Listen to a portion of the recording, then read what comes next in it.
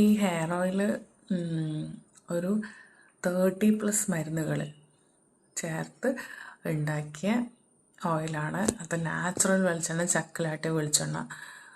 പിന്നെ നിങ്ങൾക്ക് കണ്ടാലും കേട്ടാലും അറിയാവുന്ന കുറച്ച് മരുന്നുകളുടെ പേര് ഞാൻ പറയാം.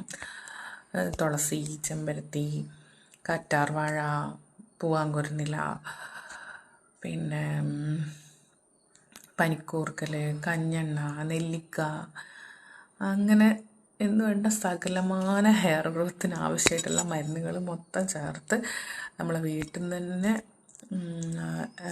ചക്കിലാട്ടിയ എണ്ണ വാങ്ങി അതിൻ്റെ ഇടിച്ച് പിഴിഞ്ഞ് നീരെടുത്ത് അങ്ങനെ ഉണ്ടാക്കിയ ഹെയർ ഓയിലാണ്.